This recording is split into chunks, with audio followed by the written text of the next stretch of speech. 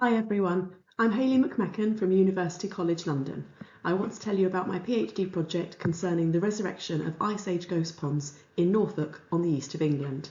My talk is entitled Resurrecting Ghosts, Integrating Paleolimnology and Conservation through Ice Age Pond Restoration. So, what are we looking at? Ice Age ghost ponds are ponds that naturally formed about 11,000 years ago, but they were filled in for land management and farming about 150 years ago. As you probably all know, our freshwater ecosystems are massively threatened, and the UK is no exception.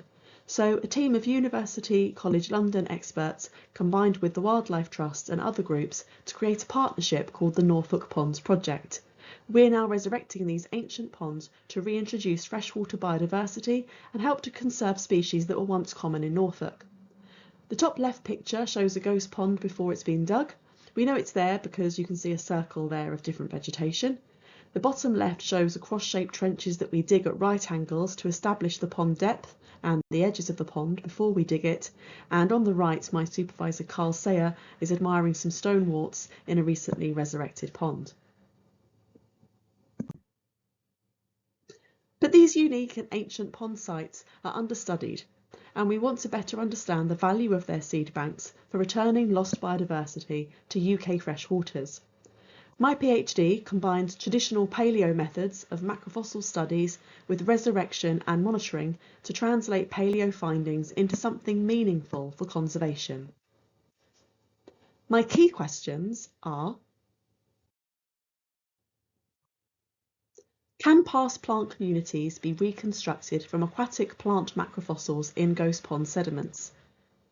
What is the longevity and viability of seeds preserved in the seed bank and potential for reviving extinct plants? Following resurrection, what are the biodiversity gains? So far, we've resurrected a total of 30 ponds over 5 sites in 4 years. The top photo shows just one of those sites, and the green ponds are ghosts that are still waiting to be excavated. We survey the aquatic plants in the ponds every June and August to count the number of species and the percentage cover. Here's one of the ponds before resurrection. This site was a pig farm, and you can see it's not diverse at all.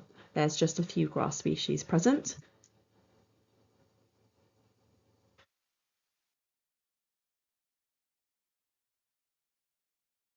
Here's how the same pond looked in autumn when we got our large digger in there, and you can see the dark brown pond layer, which is rich organic sediment actually full of seeds. This is the magic seed bank that we're always hoping to find.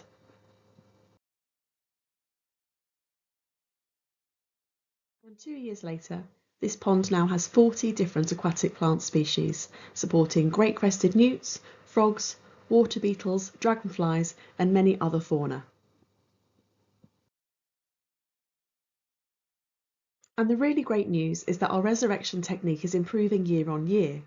Not only is species richness increasing in ponds as succession occurs, but surveys taken in summer 2024 also show that the most recently resurrected pond, that in green, have higher species richness than the 2021 and 2022 ponds had when they were only a year old. We can't wait to see the diversity of the 2022 and 2023 dug ponds this year. We've also taken cores from a particularly exciting site that had deep layers of organic sediment which were exposed upon excavation. We've also been fortunate to get radiocarbon dates for these. In 3 depths of the trench, shown on this profile diagram, we found terrestrial wood which was sent off for radiocarbon dating. This revealed that this particular pond dates back approximately 4,000 years. It's going to be very exciting to see if we can grow any plants from these layers. More on that in a bit.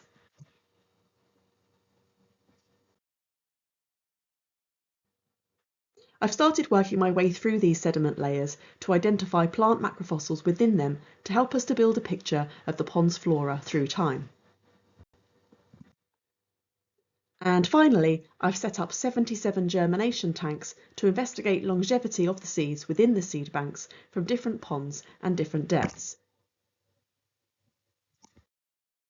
The results of these tanks is particularly exciting, with our first germinations appearing within 1 week of adding water to the pond mud. The tanks have been covered to ensure no seed colonisation from elsewhere. This proves that Ghost Pond resurrection success is all due to these precious seed banks. So what's next? Firstly, looking at the pond that had the deep trench, I want to reconstruct the floral diversity over the pond's history by identifying plant macrofossils every 4 centimetres through the core. We will also apply for finer resolution radiocarbon dating using smaller fragments of terrestrial matter from 1 centimetre slices of the core. This will give us better chronology throughout the layers.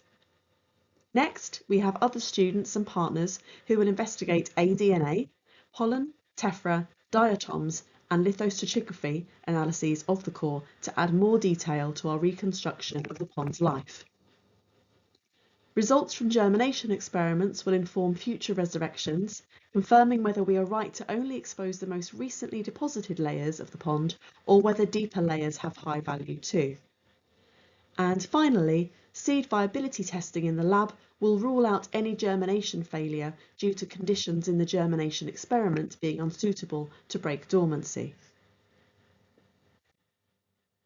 So, in summary, we've already illustrated the huge success of Ghost Pond resurrection for biodiversity gain and conservation of our depleted freshwater ecosystems.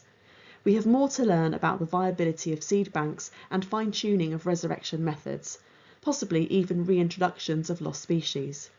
We now need to compare the plant assemblages in the resurrected ponds to their historic assemblages through macrofossil analysis, and we also want to compare their biodiversity to ponds in the nearby nature reserve to illustrate our resurrection success. Thank you for listening, and I'm happy to take questions.